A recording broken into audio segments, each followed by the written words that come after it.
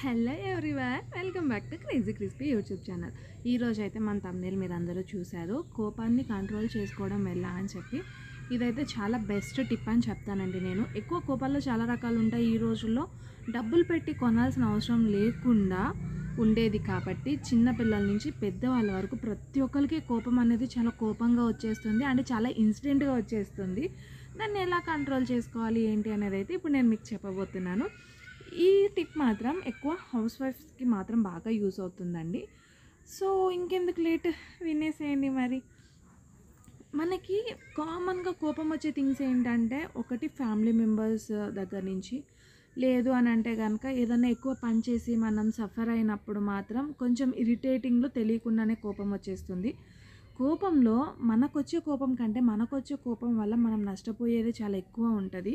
అదేంటి అని అంటే, ఫస్ట్ హౌస్ వైఫ్కి కోపం రాగానే వాళ్ళు చేసే ఫస్ట్ పని ఏంటి అయితే పిల్లల మీద కోపపడటం, పిల్లల్ని కొట్టడం, లేదు అంటే హస్బెండ్ మీద అరిచేయడం.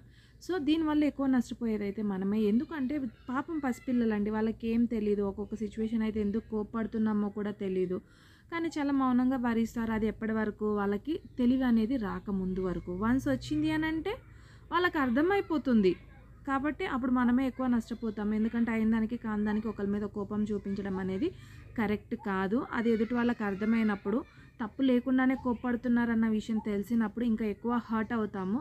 సో అదొక రీజన్. అండ్ హస్బెండ్ మీద కోపం చూపించవచ్చండి, అది చాలా వాల్యుబుల్. నేను చెప్పాలి అంటే ఏడుపైనా కానివ్వండి, కోపమైనా కానివ్వండి, మనకొచ్చే ఏ ఫీలింగ్ అయినా, ఏ ఎమోషన్ అయినా ఒకరి మీద చూపిస్తున్నాము అని అంటే దానికంటూ ఒక వాల్యూ ఉండేలా మనమే క్రియేట్ చేసుకోవాలి.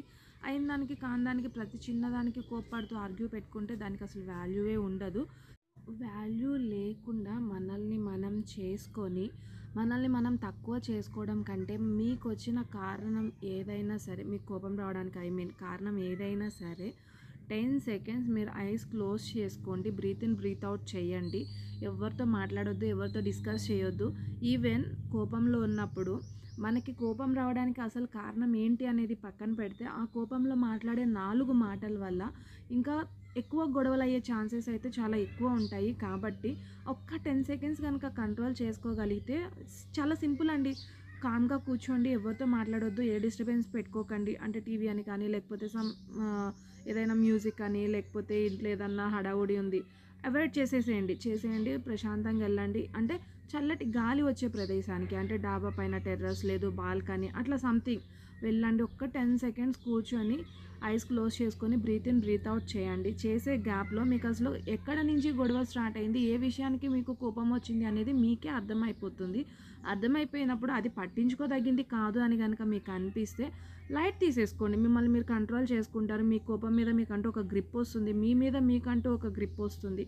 కాబట్టి చేసుకోండి. లేదు ఇన్ కేస్ ఓకే, ఇది ఇట్లా స్టార్ట్ అయింది, నాకు దీనివల్ల కోపం వచ్చింది అన్నప్పుడు ఈ కోపాన్ని మీరు వేరే ఎవ్వరి మీద చూపించకండి. ఎవరి వల్ల అయితే మీకు ఈ కోపానికి కారణమయ్యారో వాళ్ళతోటే మాట్లాడి సాల్ట్ అవుట్ చేసుకోండి. అంతేగాని మొహమాటానికి పోయి ఆ ప్రెస్టేషన్ అంతా తీసుకొచ్చి ఇంట్లో హస్బెండ్ మీదనో పిల్లల మీదనో చూపించి వాళ్ళ బాధకి మనం ఎందుకు కారణం కావాలి చెప్పండి. కాబట్టి కోపాన్ని కంట్రోల్ చేసుకోవడం అనేది చాలా ఈజీ అండి. కానీ ఆ 10 సెకండ్స్ ఎవరైతే కంట్రోల్ చేసుకుంటారో వాళ్ళు వాళ్ళ మైండ్ మీద ఫుల్ గ్రిప్ తెచ్చుకోగలుగుతారు. బ్యాలెన్స్డ్గా మాట్లాడటం కానీ, లేదు అని అంటే ప్రతి చిన్నదానికి తొందరగా రియాక్ట్ అవ్వటం లాంటివి తగ్గిపోతాయి. అండ్ ఏదైనా సరే ఒక ఇష్యూ జరిగినప్పుడు ఏది కరెక్ట్ ఏది రాంగ్ అని ఆలోచించగలిగే క్యాపబిలిటీ మీకు వస్తుంది. కోపం అనేది తగ్గించుకోవడం వల్ల ఆ 10 సెకండ్స్ మీరు పెట్టే ఎఫర్ట్స్ మీకు చాలా బాగా యూజ్ అవుతాయండి. ఫర్దర్గా ఏ విషయంలోనైనా సరే మీ మైండ్ మీద మీకంటూ ఒక గ్రిప్ వస్తుంది. నేనేం జోక్గానో లేకపోతే ఏదో చెప్పాలని నేను చెప్పట్లేదు. నేను చాలా ప్రెస్టేషన్ హౌస్ వైఫ్స్ని నేను చూస్తున్నాను. మోస్ట్లీ కోపం చూపించేదైతే పిల్లల మీదనే, నాకు అర్థమైంది. సో ఎందుకు అనాలి కానీ, నేను కూడా స్టార్టింగ్లో ఇలా మిస్టేక్స్ చేసిన దాని నుంచి నేర్చుకొని వచ్చి వాళ్ళు ఇంత బ్యాలెన్స్డ్గా, ఇంత కామ్ అండ్ ఇంత కూల్గా నేను ఉండగలుగుతున్నాను. ఏదైనా సరేనండి, కోపం రావడం ఇట్లా చిటికలో వచ్చేస్తుంది. కానీ ఆ కోపంలో మనం మాట్లాడే మాటల వల్ల మనం ఫేస్ చేసే ప్రాబ్లమ్స్ మాత్రం చాలా టూ మచ్గా ఉంటాయి. వాటన్నిటికంటే కూడా అసలు దీన్నే 10 సెకండ్స్లో మనం కంట్రోల్ చేసేసుకుంటే వాటన్నిటిని కూడా అవాయిడ్ చేసేయచ్చు కదా. చాలా వాల్యుబుల్ టైం అనేది. కాబట్టి అలానే ప్రతి మనిషిలోనూ ఆహ్, ఒ ఎమోషన్స్ చాలా ఉంటాయండి. కానీ ప్రతి ఒక్క ఎమోషన్‌కి గూడా ఒక వాల్యూ అనేది ఉంటది అనైతే నా పర్సనల్ ఫీలింగ్. కాబట్టి దాన్ని ఎప్పుడు, ఎక్కడ, ఎట్లా యూజ్ చేసుకోవాలో అలానే యూజ్ చేసుకోవాలి.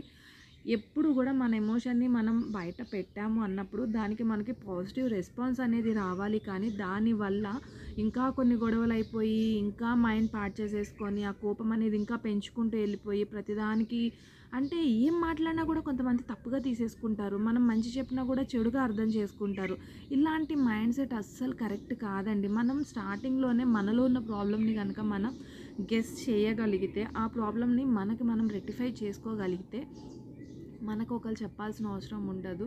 అలానే నేనైతే ఇది చెప్పాలి అనుకున్నానండి. ఎందుకంటే ప్రతి ఒక్కళ్ళు ఈరోజు రేపు హౌస్ వైఫ్స్ కూడా జాబ్స్ చేస్తున్నారు. వాళ్ళు కూడా బయట అని, ఇంట్లో అని చాలా రకాలుగా ప్రాబ్లమ్స్ ఫేస్ చేస్తూ ఉంటారు. స్ట్రగుల్స్ ఫేస్ చేస్తూ ఉంటారు. కాబట్టి కోపం అనేది కామన్, చాలా ఈజీగా వస్తది.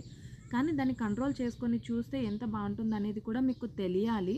ప్రతి ఒక్కళ్ళకి ఇవాళ రేపు అన్నీ తెలుస్తున్నాయండి. తెలియకుండా ఎవరు లేరు. కానీ ఎవరు కూడా ట్రై చేయడానికి ఫస్ట్ ఇంట్రెస్ట్ చూపించట్లేదు. సో, ప్లీజ్ ఒకసారి ట్రై చేయండి. ఖచ్చితంగా యూజ్ ఉంటుంది. మనల్ని మార్చుకోవడంలో, మనల్ని మనం కంట్రోల్ చేసుకోవడంలో చాలా బెస్ట్ రిజల్ట్ ఉంటుంది అనైతే నేనంటాను. ఎందుకు అనంటే ఎవరో మనకి చెప్పి మారడం కంటే మనల్ని మనం మార్చుకోవడంలో ఉండే సెల్ఫ్ సాటిస్ఫాక్షన్ అంటారు కదా! చాలా బావుంటుందండి. కాబట్టి ప్రతి ఒక్కళ్ళకైతే ఇది ఖచ్చితంగా యూజ్ అవుతుంది. కాబట్టి ఖచ్చితంగా టిప్ చెప్పేసాను. సో, ఇంకా ట్రై చేయడం అయితే మీ చేతుల్లోనే ఉంది. అండ్ మీకు గనుక ఈ వీడియో నచ్చినట్లయితే లైక్ చేయడం, షేర్ చేయడం అస్సలు మర్చిపోకండి. మన క్రేజీ క్రిస్పీ యూట్యూబ్ ఛానల్‌ని అయితే సబ్స్క్రైబ్ చేసుకోండి.